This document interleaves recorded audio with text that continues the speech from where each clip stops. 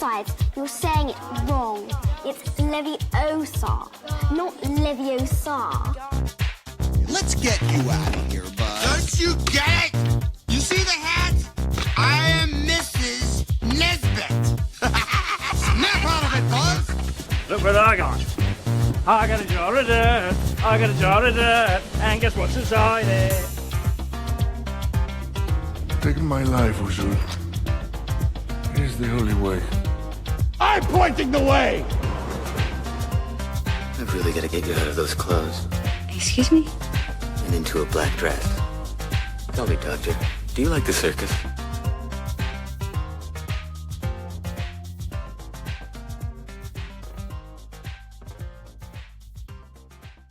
Welcome back to another episode of Get a Load of This Movie, a franchise movie podcast. It's been a while, but we're getting back on this just like riding a bike. You know, it's easy.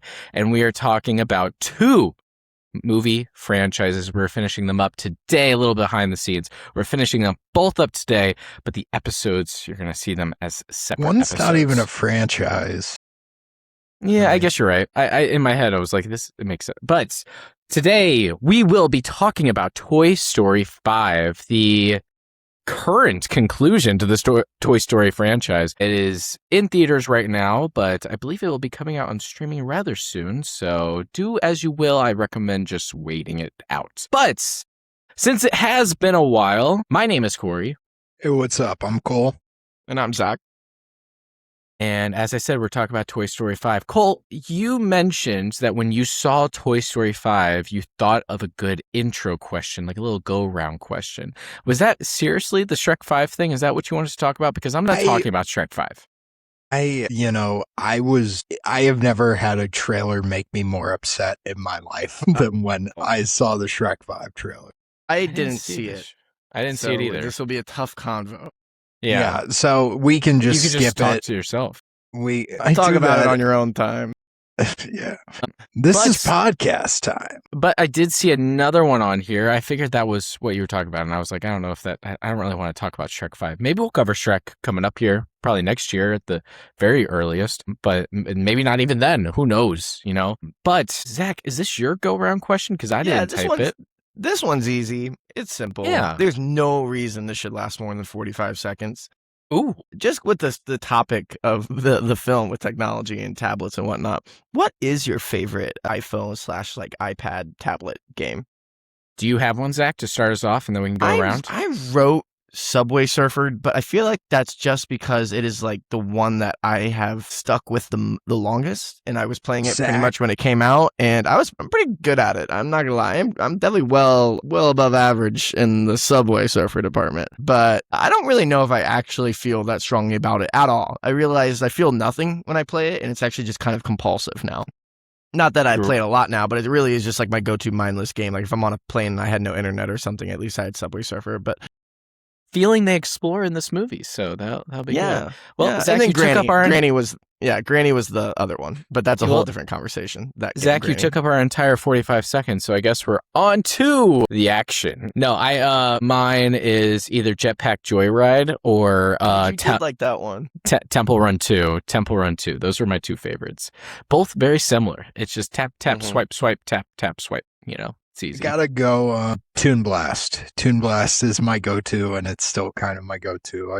I really enjoy games like that. And to attest to the fact that Zach was that big of a Subway Surfer guy, he used to bring his iPad to basketball practice and play it before practice. That was just for porn reasons. The Subway Surfer was incidental. And there's a joke that's going to get cut. So without further ado, on to the action. Even the opening scene, there's always some random girl who gets a call that undoubtedly ends up getting her killed. It's also predictable. There's no element of surprise. You can see everything coming. Ah!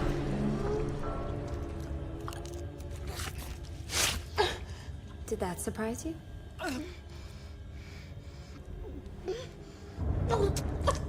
Why? Because you talk too much. Now shut the fuck up and watch the movie.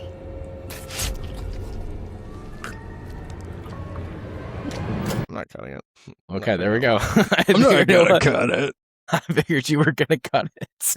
Cole, I tried my so hardest to not watch this movie, but I was forced to. So can you tell me what happened? Because I've been actively trying to forget it.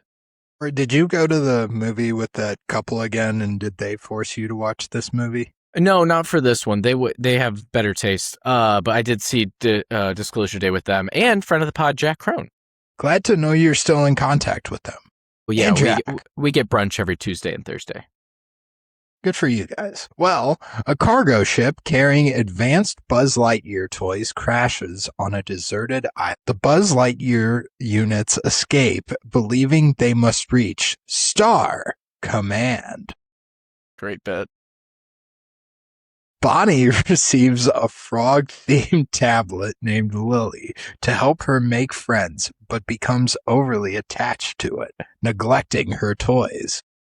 Jessie, now the leader of Bonnie's toys, asks Woody for help after Lily tries to replace the toys' role by sending a social media friend request to Bonnie's classmate, Chelsea.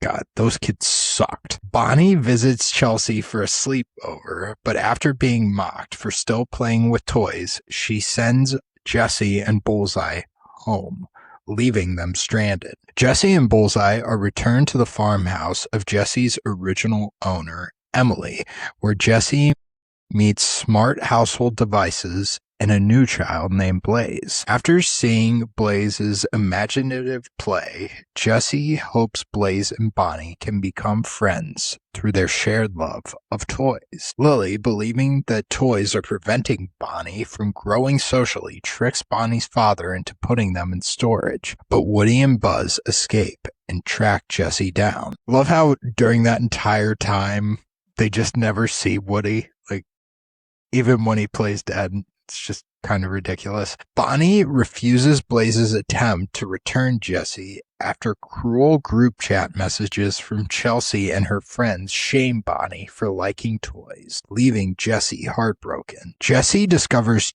keepsakes showing that Emily cherished her throughout her life, restoring her confidence, while Woody and Buzz help the stranded Buzz Lightyear realize they are toys and not space rangers. And I knew Zach was just seething when they brought up the father connection after Buzz Light or the Lightyear movie destroyed the canon. They kept it canon to Toy Story with the "He's our father" bit. And, you know, again, quick sidetrack. But the movie is all of their still collective canon reaction. Great bit in this movie. The movie's still canon in the Toy Story universe. I don't care if we erase it. I do not care about Lightyear. Did we finish the Lily movie? redeems herself by helping Bonnie and Blaze become friends. Bonnie embraces her love of toys again. Buzz and Jessie confess their love and kiss. Woody returns to traveling with Bo Peep, and the Buzz Lightyears each find new homes with children. On to the award season. Yeah, seriously, can we? So I had a question I wrote down, and I wrote this down on the shared document, so I'm expecting you guys to have an answer to it. But it's the first question right after the summary. Why? I mean, why did they do this to us? I can add on to that. That's a leading question. Bit. Zach, why do you hate the American population? Can you expand upon that? No, why do you hate the children, Zach? The children. Why? It sounds like you guys hate the children. No, okay. So I posed this question, Cole. Thank you for trying to answer it, but I want to expand upon it because I appreciate you going off of it, but like it's a little bit rhetorical because at the end of the day, it's the reason I asked why is because it feels like in this movie, Toy Story doesn't really know what it is anymore, and it feels so silly because it's a movie for kids, you know, and it really is. But it really felt when we were going through the series from 1 to 2 to 3 and even a little bit in 4 that it was a movie made for kids that had like real world lessons, real world like ideals that like we can at least attach ourselves to in some way, right? And this one, I think it takes that aspect and it says, you know what Toy Story is in their opinion now. Like, I feel like they see themselves as culture changes, as the world changes, we need to have a voice in that change and talk about that change, which I don't know if I necessarily agree with it, you know, because I think if you tell a good story, the world attaches itself to it no matter what. You know, it doesn't necessarily have to be so time stamped that it has this like very specific moment in history. But if you tell a good story, then it reflects all time throughout history, you know, because people, I mean, for as much as we like to say we change and things change, there's so much that stays the same. And I feel like they were just trying to say we need to make a statement about technology.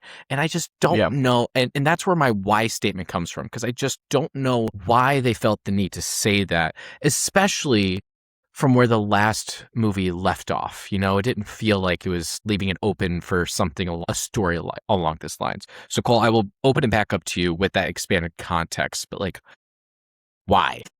I mean, I think it is a story worth telling in the way that, you know, we do have kids that are referred to as iPad kids now. I know none of us were really raised on iPads because, you know, that technology wasn't around. But yeah, and yes, that very much timestamps the movie now. But I know, like, I have a sister with 2 young kids who probably are, you know, in the same group Bonnie is. They're still playing with toys, like, very actively. They're using their imaginations very actively. So telling the story is important in that you don't have to, like, it's showing kids you don't have to be mean to the kids who play with toys. That being said, that's a very small portion of the movie that could have been condensed into, like, 15 minutes, really.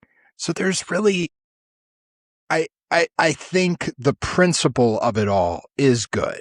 I think showing that you still need to use your imagination, you can't be attached to a screen all the time, is very good, because you have, I think Blaze is kind of like the perfect example of that. She uses her thing to communicate, but she doesn't use it anywhere else. You don't see her like playing with it like at all, which I think is kind of important to see. But overall, I think the message was good and there is a story worth telling, but this was not the way to tell it, and it doesn't really feel like Toy Story anymore. Do you think Blaze was named in honor of Cardinals first and third baseman Blaze Jordan, who came up a couple weeks ago? It's like about time someone did this. An homage. I think Andrew Stanton, like, they couldn't come up with the kid's name, and then he saw that and he goes, week of, let's do this. I think honestly, I joke, of course. What's more likely is that someone in the Cardinals front office actually had seen an early cut of Toy Story 5, and like, because obviously we know we're well connected, and that they decided to time the Blaze Jordan's call up from AAA Memphis with the release of Toy Story 5, which is just good. That's right. Yeah, that's right. That's synergy. That's synergy. That's how you run a ball club right there. Yeah, right. Cool. Okay, so put my little 2 stamps on this. Not my 2 cents or my stamp. My 2 stamps is how I misspoke there. I like so it. I'm just going to run with it. I'm just going to run with it. Here are my 2 stamps here. Feels like I should have 2 points. I don't. I have 1. I think we brought it up last time with like Toy Story 3 is like the perfect ending of the collective characters in Toy Story. And then Toy Story 4, you know, when we were talking about does it justify breaking up that conclusion, and I argued yes, in that it disrupts the perfect ending for the overall characters, but it provides a very good ending for Woody specifically, your main character. Toy Story 5 feels more like it's just there to answer a curiosity question that an audience member might have, like, oh, so wonder how these toys deal with technology, since now that's, you know, become more prevalent and just, you know, the upbringing of children. It doesn't feel like here's a natural next character beat for our main characters. And while I do appreciate that Jessie is the main character, actually I do like that here, especially after she had 2 lines in the last one, right? And then, you know, vice versa, her and Forky just switch spots. Forky has like a couple lines here. And I kind of actually appreciated they resisted the urge to like, oh, Forky was popular, let's make him the main character again in 5. Let's ramp up his dialogue. They're like, no, it's not Forky's story, so we're going to leave him out. I do respect that. It's probably not the obvious call to make Jessie the main character. So that I do like that approach, but Andrew had Woody and Buzz feel like you're back together.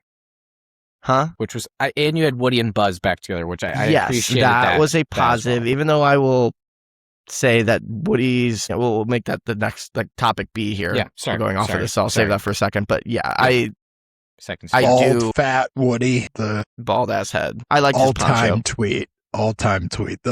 I think to sum up what I'm saying though is just like this. Yes, it's an interesting question to ask about the world of Toy Story and how these sentient toys survive in the age of technology and obviously it was always going to end with them finding a balance. This movie was never going to end with break every tablet you see. It wasn't going to end with like this is when they truly revealed they're alive and are going to take over the world. Not while Disney has Disney Plus apps and everything else they own, will they ever condone giving up technology. And that's just, you shouldn't at this point. That's not how the world works. The ending was obvious, which is not necessarily a bad thing, but it did not feel like this was a character-driven movie. It just felt like this was a, how do they deal with technology, these characters movie, not like, a natural next step in an arc, is my point. Yeah, I agree. Before we move on, I want to go back to your point really quick where you said, like, it feels like a story that should be told because there are a lot of people that deal with it. I'm trying to think of, like, Pixar movies that really deal with like specific instances in time. And I think that's one thing that Pixar does well is not dealing with that, is having those timeless stories, as I was going back to. And it just felt so outside of that mold that I don't disagree that there needs to be a story told about whatever's going on right now, and especially how it's affecting kids and how it's affecting relationships kids are forming at a young age. I'm not saying there's not something there. I'm saying that I don't think Toy Story was the vehicle to tell a story like that. I would agree. And I think if you needed to find a way, I'm trying to tie it into like Incredibles 2, It's not like the villain's name is literally Screenslaver. So it kind of plays off those same the same ideas of how people are attached to their screens and addicted to the screens. And I think there is a more interesting way of telling the story if you're going to do it in the Pixar studio, especially with these characters that we've known since the 90s at this point. I think there is that audience member that's the answer. The question that they're asking is finally being answered, but it's like, how many people were asking that question? Your rebuttal. I'm curious because the first movie, it's Woody is a rag doll, right? And he is replaced by the shiny new spaceman. That is the story that is told. Buzz is the new and improved toy. Mm-hmm. Could you do that here? And instead of doing like Lily Pad, you do toys that are more involved with technology, like the new Buzzes, but you kind of disperse it to a whole bunch of toys. So it's here's what I'm going to say in the past. I'm going to say no, because like you just said, we already told that story. Exactly. And just because you're replacing the story with something newer, it's like, okay. Like, going back to my first point, timeless stories can hit periods of time can attach themselves to stories that are timeless, And so, like, do we need to tell that story specifically? But do we need to tell that specific story? No, because we already told it. So that's my quick. But fair enough. Go. Yeah. Just figured I'd ask. No, it's fine. That's why we're here. That's why we gather. That's why 30 people. Would argue though that tablets might not qualify as timeless at this point. I think they're here to stay, or not time. I mean, like time stamped. I think this is. I think people will be able to understand what's going on here with children. Like 30 years on. Yeah, like 40, pretty much forever years on. Their screens aren't going away. I know, but like the transition period that we're experiencing right now, I think that's pretty. Well, if anything, it's late. It feels like it is. Like Toy Story 4, like time period would have been when the. Do this story better if you're going to do it, or maybe incorporate the tablet aspect into Toy Story 4, and that's when Woody has his, existential crisis. But then that just feels more like a giving up, like that's why you can't really combine that arc, I guess, with like the arrival of technology. Woody being like, well, I guess I'm done then. Yeah, I don't know if that's the message you want to send. Yeah. No, I agree. Okay. I want to move on, but I to an adjacent topic. Unless Zach, did you want to talk about what you had brought up earlier? Woody? Yeah, or just characters in general. I think because Woody's, I was going to go into a broader topic. Okay, well, all I was going to say is I think Woody felt perfunctory in this movie. And I think, like we were talking about, how I love the way that his arc wrapped up in 4 and that whole thing justified the existence of the movie to me. I will hit my buzzer now. I don't remember if I hit it last time. I'll hit it before 5. I don't need this movie. I think 4 is the good ending. He felt mine in 3. I don't remember if I hit mine in the last one, to be honest with you. I either way, this one does kind of undercut 4 a bit, knowing that it was always an option for him to just come back whenever he's needed. Kind of makes the ending of 4 not mean that much. So that kind of annoyed me a bit. And then they don't do enough with him to really make me glad he's there. It would have been a really bold move for him just to not be in the movie and we just move on. It kind of reminds me of how, like, we just got to keep dragging Gale in every Scream movie from here on out. Woody's gone. He got his happy ending. We could have done that. Actually. I would have appreciated if they just had the clip of him helping Mr. Nutcase, who I think is voiced brilliantly by Maddie Matheson from The Bear. Mr. Nutcase. The peanut that's about to be eaten by the squirrel, and then he, like, can't stop crying about Tech. Eaten by the squirrel. Was it in this movie? Move on. Was that a part of the movie that we watched? You're mixing this up with Disclosure Day, Cole. Definitely the peanut in Disclosure Day. No, but yeah, Woody just feels kind of pointless. Like, he's along for the ride with Buzz, but we don't need him along for the ride with Buzz. Buzz could have figured this all out on his own. We don't need dumb Buzz anymore either. He was dumb here. I did a Gallup poll, and I found out that 4 of the 5 Toy Story movies all include a dumb version of Buzz, where it's like a reset Buzz, like at the very beginning of a Buzz life cycle. Why are we doing that? Because do you guys have an answer for that? Tim Allen plays dumb pretty well. I will say that his way he delivers. It is? I can't tell why they keep going back to it. In this one, it felt more like a plot device that they were using just to, like, oh, how are we going to get off this train, or how are we going to get off this bus or this car? Star Command. Yeah, and they were like, I liked the Legion of Buzzes shipwrecked on an island, and I almost wish that was the movie. I really kind of like that as a concept. when I'm not disagreeing it's implied they're going to kill the family. I thought that was a very funny That'd be a good twist. Like, they are getting weapons out to attack this family to save one of their. Could you imagine if that's what the movie was? But my point about it was that it had just no place in the overall story of this movie, which is just, I don't know how we go from these, like, incredible stories that they've told to this. Like, it just feels like such a drop off, and in other movies that, like, maybe didn't have all this gravitas attached to it, you know, I might not have been too harsh on it, but, like, because you have this history, it's like you're kind of judged against it at this point. But yeah, I don't know if Woody had too much to do with the overall plot. I don't think anyone necessarily had too much to do with the overall plot besides Jessie. And I'm not saying that was a bad thing, but I think if that's the case, you either need to make your B plot with Buzz and Woody, or Buzz and whoever, a little bit more interesting, or maybe they fully dive into the Legion of Buzzes, as you said, Zach, and they kind of go in that direction. But they needed to focus more time on Jessie and spend less time with the other characters, because it didn't seem like they had a ton for them to do. Like, do a whole Lord of the Flies thing with an island of buzzes. It was in snow. I love that they got off the island like almost immediately. You know, that was awesome. I was like, they're so capable. And the entire time they were on, I was like, what is going to happen when they get found? And my question was, are they waterproof?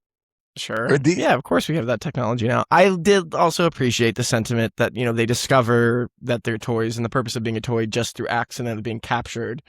And they find their lost Buzz, and he's having a great time. Yeah, he gives him like the thumbs up, and he's getting hugged, and it's like, oh, and they all get to see it firsthand. I kind of respected that a bit. I liked that as well. Speaking of respected that, and me having done so, I would say I was kind of waiting the whole time for Emily to appear with the Jessie storyline for some reason. Me too. And she didn't. And even though I was kind of like, my heart was almost wanting it, the second the movie was over, that clarity hit me. Like, that would have been dumb if she showed up. Like, why would she show up? And I think the payoff we got with her realizing that her daughter was named after her, it might be a bit naive. I don't know. Like, probably doesn't happen. Someone naming their kid after a toy. I loved it. It actually got me. That's the closest this movie got me to feeling something. You remember Feelings from Toy Story 1 through 4? Feelings? It made its appearance. Yes, here in I Toy have Story them 5. every day. Brief appearance. Appearance Feelings. of Toy Story Pathos 5. made a brief appearance. In Toy I Story had 5 for me them with that during. scene. I enjoyed that. Disclosure Day. Oh, we're not talking about Disclosure Day yet. We can't, or else I'm not going to want to talk about this one. I almost thought when we saw the lunchbox and we saw that Jessie or Emily named her daughter Jessie, I was like, okay, so that's who we're going to see before the end of this movie is over. I was like, I thought we were going to see the daughter somehow, some way. It was like Blaze was going to be like, Grandma Jessie or something. That something timeline would be... It would be a mess. I mean, Jessie's car, like the car that she's in when she gets dropped off, is pretty dated. It's like a 50s station wagon, so it wouldn't be too... No, that wouldn't be Grandpa for Blaze or Grandma for Blaze. Anyway, doesn't really matter. I agree. I don't think I needed to see Emily or Jessie or anyone kind of I think together, it works reunited. It works in the same effect of showing Andy briefly at the beginning of Toy Story 4. We get those little moments with Andy, which I think worked really well in that movie. And I think having that little scene of Jessie and her on the swing set or on the tire swing, I thought that was the perfect amount of what I needed of the character in this movie. Any more lessons that in every way. And also, that's just proves how far the quality of the writing would have gone down if they just were like, Emily's in the movie. She came to pick up her toy after 50 years. What if Emily was Bonnie's mom? And I bet Jessie would have figured that out by now. The theory was always that it was Andy's mom. Yeah. But now that would be stupid. Yeah. Zach didn't like that one. It'd be way cooler if it's Bonnie's mom. No, that would be really dumb. Now that we're wrapped up on the franchise for now, I really do think Toy Story 6 will happen. I'd say yes. I'll put that in on the prediction area for me. Yeah. Especially since I think the director said he that said he wants something. to finish the Bonnie trilogy. Andy got a trilogy. He wants to finish the Bonnie trilogy. So I'd say who's she going to hand her toy off to?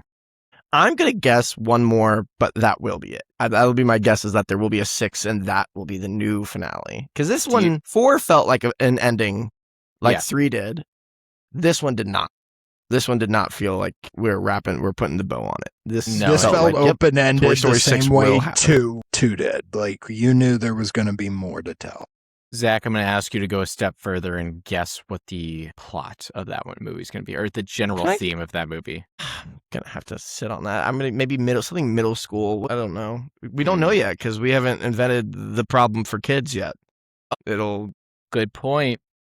Yep. Because, festivals were invented, and was that 2017? Is that when the last one came out? Yeah, that's when little festivals in sports, in small towns, the big invention of sports in 2018. That's when they were invented, so that would make sense. Here. I did have one more question I wanted to ask you guys, though. Yeah, wait. Yeah, go ahead. I was going to say, I forgot what I was going to say. I was going to say, what's your favorite toy in the franchise? Because I said now that we're wrapped up for now, who's your overall favorite toy? Let's just go ahead and take Woody and Buzz off the table. I don't know if that would be our answers. Woody would probably be my answer, but the secondary toys, the surrounding cast, Can we take Jessie off the table too? Sure. I think after Toy Story 5, we can safely take her off the table as well. Even though, I liked her. Okay. That's not an issue. No, very much like we're pro Jessie on this podcast for sure. Yeah, pro Jessie, pro Buzz, pro Woody, but in a lesser extent. Can I go second? Whoever wants to go first can go first, but I'm going to go next. I'm going to go Slink. And I feel like first Slink it dog. I think he's a loyal dog, He's and so I good. love all the uses they get out of his extension. Yeah, I think The issue is, I think the issue is that the voice actor died, so he gets a little bit of a sidelined role in the last couple movies, which, that makes sense. Or even the third one. I feel like was the actor dead before the third one? Yeah. It was. He was replaced by Blake Clark, who sounded like Blake Clark. He's the Cajun guy from Waterboy who talk like this. Don't do it. Just stop it right there. He also played Sean's dad in Boy Meets World. Zach, that's what. That's what you should have let off with that. Yeah, I actually don't remember him in that either. Now that I think about it, but I did watch all of Boy Meets World, so I should have known that. Go ahead, whoever's going second.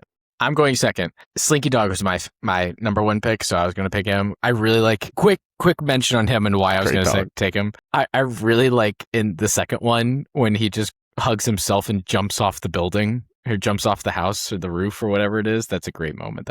That's my favorite Slinky Dog moment. I'm going to take Bullseye. Bullseye is an easy number 2. I actually really liked.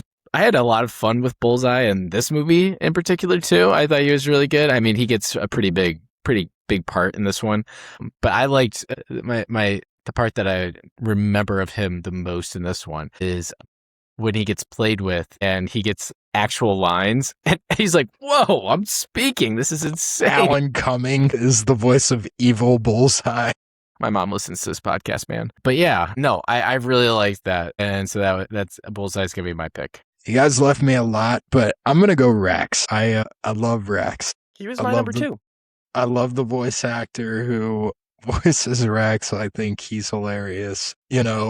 The fact that he's trying to beat Zurg for all of 2 is such a great bit because he knocks him off. And then we also get the Buzz father. Yeah, I think Rex is probably the one character whose voice actor doesn't also sound like he's aged with, because I heard Ham talk in this one for like the brief line that he had, and it was like, dear God, John Ratzenberg is old.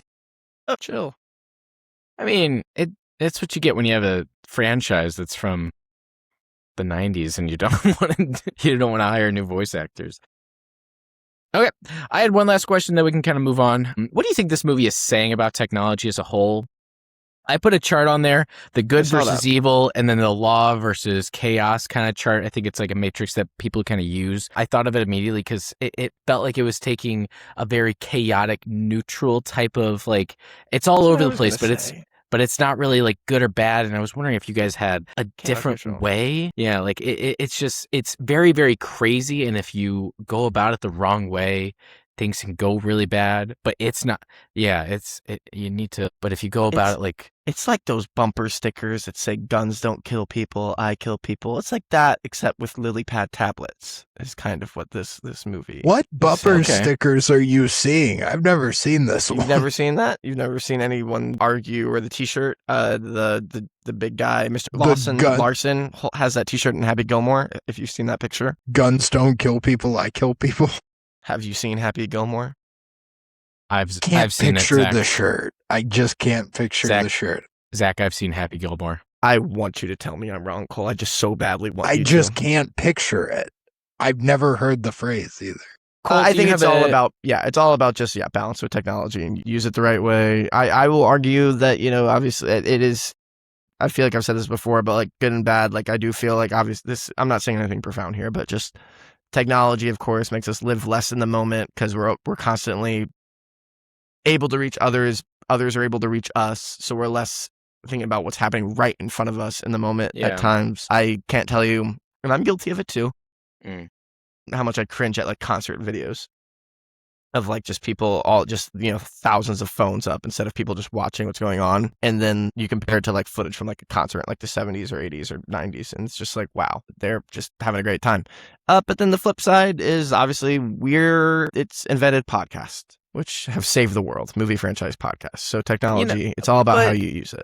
Even beyond that, we always said like we maybe started this podcast to not like to say like, oh, maybe it could do something, but now it's gone beyond that, where it's like this is sort of, I see now it we're as huge. Well, it's like more of a balance. I mean, we're all over the country. Exactly. We extend coast to coast. Not right now, I mean, but like usually. So this is an easier way of us staying in touch. And so there is like a very good side of it, but it's not necessarily bringing that good. It just unlocks the ability for that good. So that's what I think. I think it's chaotic neutral. Zach, you said you agree with me. Cole, did you have another opinion? I'm open. I honestly think it was kind of all over the board for a while there. I think it's settled somewhere around there, maybe even leaning more towards lawful. I mean, you have a really good point. Technology helps us connect, and in this movie they show it helps Blaze and Bonnie connect. If Lily doesn't send the message, Blaze doesn't show up with the toys. That being said, there is this whole idea that it's making kids grow up too fast, but these kids aren't mature. If anything, like Bonnie's friends were very vicious and cruel to her for no apparent reason other than her parents didn't really get her an iPad until she was maybe 8. So there are positives, but there was also, it showed a huge negative. And I think it kind of took the point of like neutral evil in this for me. Like technology did not do good for Bonnie. It did bad for Bonnie, and it was not like teaching these kids how to be nice, So you think when Lily Pad tried to run away at the end, you were like, good, that's the right call? No, because then Bonnie's like being left alone. Well, she's like, so it sounds like you were walking toy. back the chaotic evil or neutral evil shit you said. We're walking it back slowly already. So here's a follow-up question. Quick other side of the coin. Buzz, Woody, all the other toys, what are they? Where do they fall in the chart? If technology falls in like a chaotic neutral, where it's like crazy, but like it doesn't really breed good or bad, where do the rest of the toys fall? Are you asking me? I'm asking both you guys, man. I thought you were asking Cole to follow up on his take. I was on the same page as you. Well, no, I think what I'm the not movie's saying. I don't necessarily think. Yeah, I'm not trying to say. I think the toys are neutral good. They're neutral good. Wait, I don't know. They're causing a bunch of shit. They're stealing cars. I would say that's why they're good. Not lawful good. They're not chaotic. Good. I would say they are chaotic good. You know what I would say is chaotic good? The reward season. Day. The reward season. It's the award season. Apparently they strayed off course, and we're fairly certain they're in guerrilla hands. So why don't you use the regular army? What do you need us for? Because some damn fool accused you of being the best. So one of my favorite parts, I get to go first, by the way. One of my favorite parts of this movie was the art, the style. I really liked when Bonnie was playing all those kind of like scenes, or even when Blaze was playing all those scenes. I thought the art was really, really well done. I'm gonna go for the art directors. Is that okay with you guys? Do you think that do whatever you want. Matt Nolte. That's the main guy that is on there. It's a team, but he's the one that I think I can say his name. And Laura Meyer. I could say her name too. So I'm going to show some love in that direction. But like I said, that part of the movie really grabbed me. I think in the fourth one, when we see the limited scenes of Bonnie playing and like in Playtime, those scenes are really visually interesting. And I really like that we got a lot of them this time around. So the art directors are my MVP for Toy Story 5.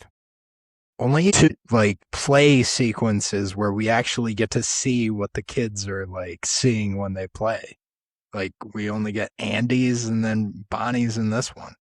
You know what? And I like that it's very different too. It's special though when you get to see it. I will say that. I did kind of wish that when Blaze was playing, it was like a slight bit different. Like it was kind of a different, and it was like their style. And then when they play together, their styles like mesh. Yes, but you felt it tonally, but it's too deep. It's Playtime. So Cole, or who's next? Zach, sorry. Really brief. I'll just say Tim Allen. I enjoyed all the Buzz bits. Like I was saying, I like the Legion of Buzzes. Would have taken a whole movie of them. And Tim, I think after we were talking about Buzz not being the most enjoyable in 4, I think this was a big comeback film for Buzz and his romance with Jessie. I didn't mind that either. That's fine that he's finally getting around to popping the question. That was cute. Tim Allen. Long story short. Short story short, really. Tim Allen. Good job, Zach. I mean, Joan Cusack, she takes over the lead from the two guys we've known our whole lives, and she does a hell of a job with it. Also, it was nice to just finally get closure on Jessie's whole I can't be left in a box thing, you know. I feel like I'm going to be abandoned every chance, like every time she gets put in a closet. But, you know, we get kind of the closure to that arc in this movie with her learning that a child was named after her. Do we think Joan is going to be the lead of Toy Story 6? No, I wouldn't be surprised if they close it out with like Tim Allen being the lead, and then like you close it out with Buzz's story. You know, it all comes back to Buzz. It somehow started with Buzz being introduced, and then all you about close it out Andy with as a tax broker in New York. The review sections. Says that they insist on outside opinions. What kind of opinions? Well, your kind, not to put too fine a point on it. I mean, let's face it, in your particular field, you're the top minds. He could have been promoted, but he left his job to go and play with his toys. He opened a toy shop with Bonnie together. Colt? I don't like that. I think that's going to happen. Now that They open up a toy shop together? And actually, you know what? It's sitting fine. It's sitting fine. It's She's not a sitting child. bad. It might sit fine enough for me. Yeah. You know what? Yeah. What if I they can't wait. listen to this podcast and they have to give us a story bite? They won't. They won't. Cole, go ahead. Bad Toy Story movie is still good. That being said, are we done yet? 3.75 out of 5. 3.75 out of 5. Just a half star less than Civil War. No, a full star less than Civil War. It's as good as John Carpenter's Halloween. Yeah. Zach? I think I give that 3.5, actually. Like, Toy Story 5 is better than Halloween. Why don't you go ahead and log off for me? 3 out of 5. 3 out of 5. Is that part of it? No, I'm sorry. I don't know who told Toy Story they can go and do some dumb stuff like this. 2.5 out of 5. Nice. Wow.